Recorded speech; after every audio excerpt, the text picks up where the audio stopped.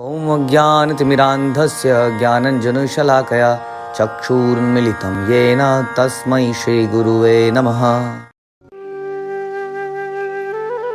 हरे कृष्ण। आप सभी का स्वागत है। हम पढ़ रहे हैं भगवद गीता अध्याय 2 गीता का सार, श्लोक संख्या 25।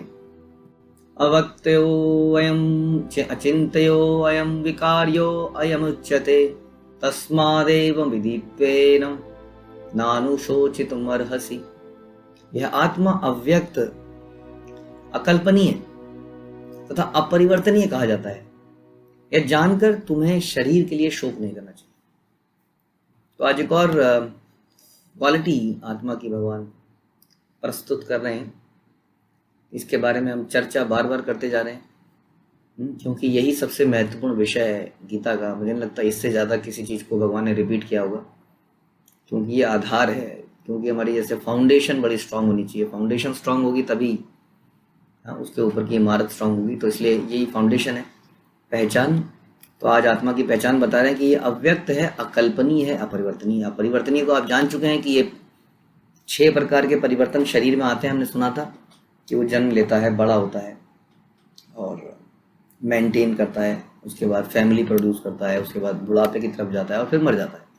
ये चेंजेस शरीर में ग्रोथ से लेके समाप्ति तक ये आत्मा की वजह से आते हैं, लेकिन शरीर में आते हैं, आत्मा में नहीं आते। तो ये तो हम पहले सुन चुके हैं कि आत्मा अपरिवर्तनीय है। और हमने ये भी सुना था कि इस प्रकार से हम भगवान के बारे में बोलते हैं कि वो नव यौवन में हमेशा रहते हैं। तो आत्मा का भी वही स्वरूप है जैसा कृष्ण का है।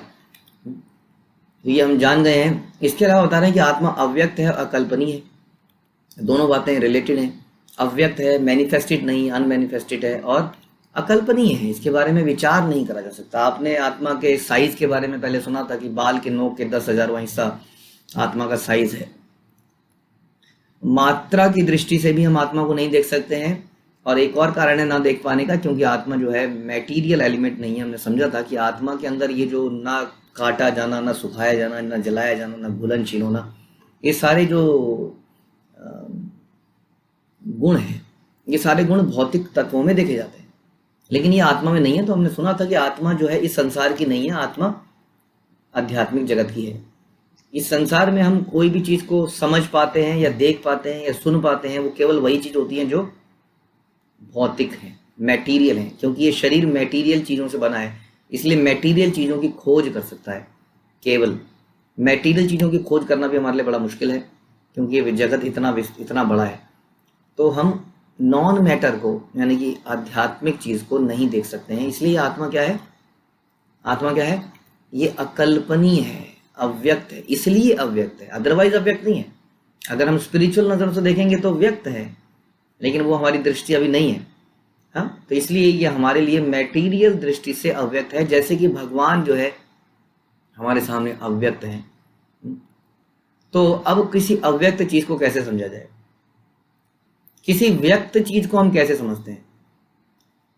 किसी व्यक्त चीज को समझने के लिए भी हमें गुरु की आवश्यकता पड़ती है। यदि हम किसी व्यक्त चीज को अपने अनुमान से समझते हैं तो अक्सर अनुमान गलत निकलते हैं, क्योंकि कोई टीचर होता है हमारा, उसको उस चीज की नॉलेज होती है, उस चीज का एक्सपीरियंस होता है। अगर हमें टीचर से ज्ञान मिलता है तो हम जल्दी उस चीज को समझ पाते हैं। अगर हम किसी चीज़ को खुद से समझने का प्रयास करते हैं तो उसमें समय बहुत लगता है, बहुत ट्रायल एंड एरर, गलतियां होती हैं, समझ में आता है, गलतियां होती हैं, समझ में आता है।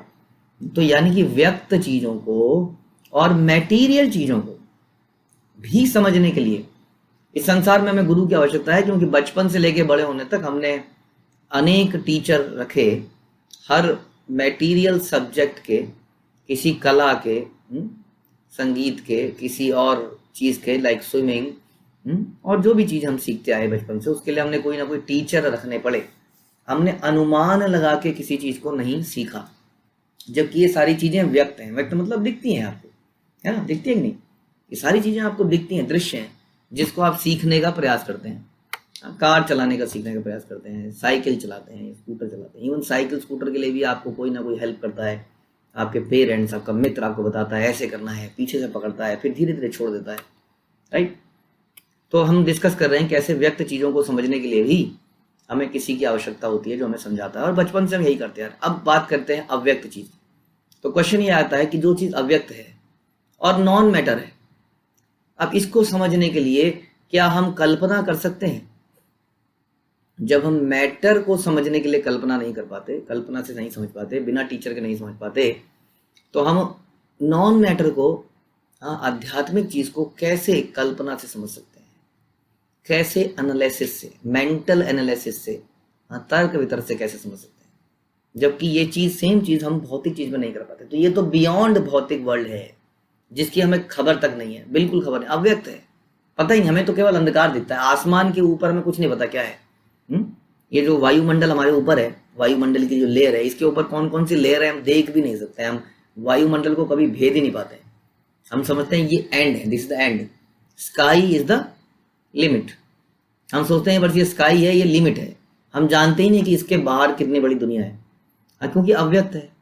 तो अव्यक्त चीज को कैसे समझा जाए? श्रील प्रभुपाद बता रहे हैं यहाँ पर, क्योंकि हमने भगवान अर्जुन को बता रहे हैं कि ये अव्यक्त है, अपरिवर्तनीय है, अकल्पनीय है। इसलिए हे अर्जुन, इसे मुझसे सुनो, मैं तुम्हें बताऊंगा इसके बारे में, तुम इसको नहीं समझ पाओगे। उसी तरह से हमें भी कृष्ण से सुनना है, या कृष्ण के परंपरा में, श्रुति से सुनना है। इसी प्रकार से आत्मा को समझा जा सकता है, जैसा कि गीता में भगवान ने बताया। जब इस प्रकार से समझेंगे, उसके बाद एक्सपेरिमेंट करके देख सकते हैं। हम ये नहीं कह रहे कि सोचते रहो, भगवान ने जो बोला तो मानते रहो। हमने कहा कि जैसा बोला है सुनो, और फिर वैसा करो, और फिर एक्सपीरियंस करो। ऐसा नहीं कहा जा रहा है कि सब कुछ इमेजिनरी है, लेकिन ये कहा जा रहा है कि आपको श्रुति से, परंपरा से, समबडी जो कि आध्यात्मिक जगत के बारे में जानता है, जो कि सबसे बड़ा ज्ञाता कौन होगा इस चीज का? भगवान। क्योंकि भगवान ने ही आध्यात्मिक जगत बनाया, भगवान ने ही भौतिक जगत बनाया, इसलिए वही बता सकते हैं कि आध्यात्मिक जगत में क्या है क्या नहीं है, आत्मा का क्या नेचर है। तो पिछले कुछ श्लोक में भगवान आत्मा का जो नेचर बता रहे हैं, ये हम अपनी एक्सपेरिमेंटल नॉलेज से नहीं समझ सकते, ये हम समझने का प्रयास करें। इसलिए हमें कैसे सुनना है, समझना है, सीखना है, जैसे हमने दुनिया में किसी भी नॉलेज को सीखा है। और यहाँ पर ये और ज्यादा इंपॉर्टेंट है, क्योंकि ये बियॉन्ड दिस वर्ल्ड है, आध्यात्मिक जगत की बात कर रहे हैं, अव्यक्त है, अनमैनिफेस्टेड है। तो इसको भी हमें कैसे सुनना पड़ेगा? शब्द प्रमाण इसको हम कहते हैं। शब्द प्रमाण मतलब होता है गुरु परंपरा से, जो कि कृष्ण से डायरेक्टली चली आ रही हो, and where Krishna is the ultimate guru. ऐसा हम कहते हैं कि कृष्ण ने ब्रह्मा जी को ज्ञान दिया, ब्रह्मा जी ने नारद जी को दिया, नारद जी ने व्यास देव को दिया, और व्यास देव से हम आगे माधवाचार्य, माधवेंद्रपुरी और चैतन्य महाप्रभु और षड गोस्वामी और शिल प्रभुपाद से हमारे तक आया। तो ये गुरु परंपरा में ज्ञान इस प्रकार से डायरेक्टली कृष्ण से आ रहा है, इसलिए जो कृष्ण कहते हैं वही गुरु कहते हैं। इसलिए जो गुरु कहते हैं वो directly as good as Krishna कहते हैं। तो इसलिए जहां पर आत्मा का जो हमें विवरण मिल रहा है, ये इसको हम शब्द प्रमाण कहते हैं। शब्द प्रमाण को समझने के लिए हमें एक प्रमाणिक गुरु की आवश्यकता होती है। हम ये नहीं कह रहे कि सुनी सुनाई बातों पे विश्वास करो। अच्छा, आप कह रहे हैं कि सुन के करो विश्वास, सुनी सुनाई बातों पे नहीं कर रहे हैं। हम जब किसी स्कूल में जाते हैं तो किसी विशेष टीचर से ही सुनते हैं, राइट? ऐसा नहीं है कि हम हर किसी से सुन लेते हैं। हम उस विषय में उसी से सुनते हैं जो उस विषय का एक्सपर्ट है, एक्सपीरियंस है, नॉलेज है, डिग्री है, सर्टिफिकेट है। उसी प्रकार से आध्यात्मिक विषय में भी हमें उसी से सुनना होगा। ये कोई पान वाला नहीं बताएगा, मेट्रो में खड़े हुए लोग नहीं बताएंगे, बाल काटने वाला नहीं बताएगा, ये कोई मित्र मंडली आपस में चर्चा नहीं कर सकती। इसके लिए भी हमें वैसे ही गुरु की आवश्यकता है। इसको कहते हैं शब्द प्रमाण, यानी कि प्रमाणिक स्रोत। प्रमाणिक स्रोत किसको कहते हैं? Authorised person who is coming in the parampara, like a doctor.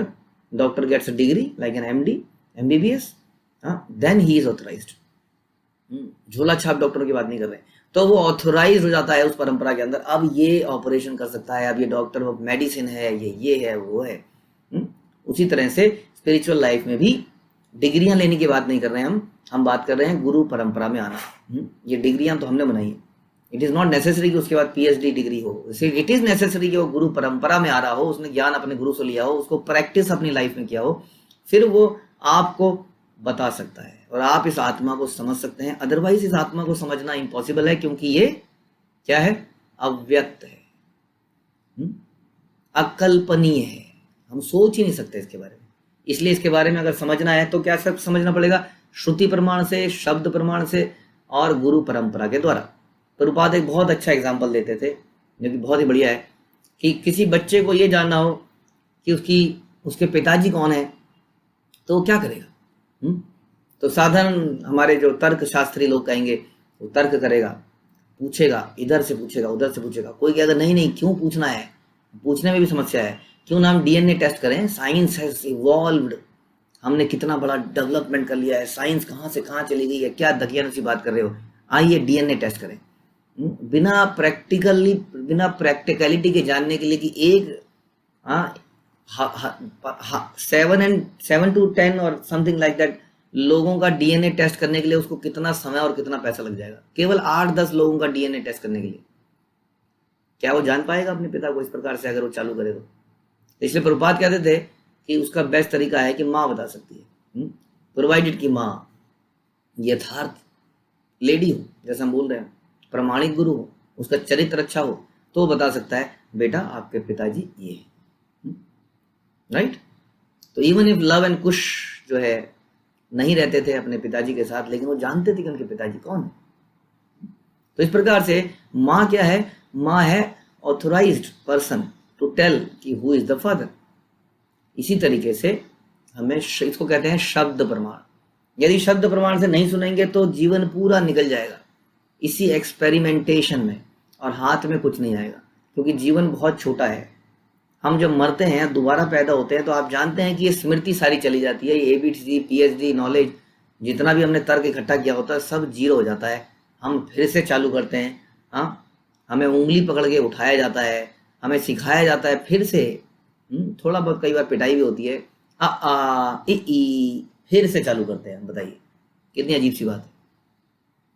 तो इसलिए अगर हमने तर्क वितर्क में जिंदगी निकाल दी तो हर बार ऐसी बीतता जाएगा, और हर बार हम किसी थोड़ा सा आगे पहुंचेंगे फिर पीछे आ जाएंगे। इसलिए जब शब्द प्रमाण से सुनेंगे तो प्रैक्टिकली कब करेंगे, जब सीखेंगे नहीं तो।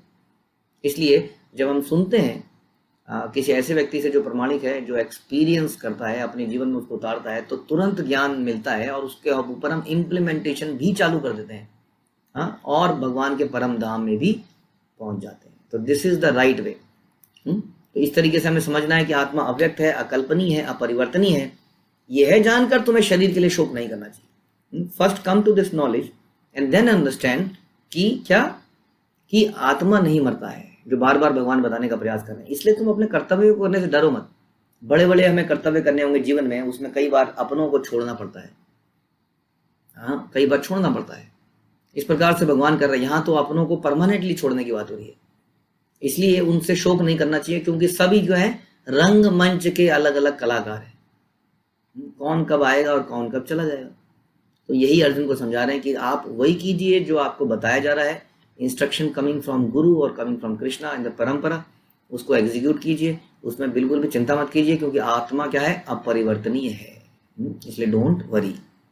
श्रीमद् भगवद गीता की जय, श्रील प्रभुपाद की जय।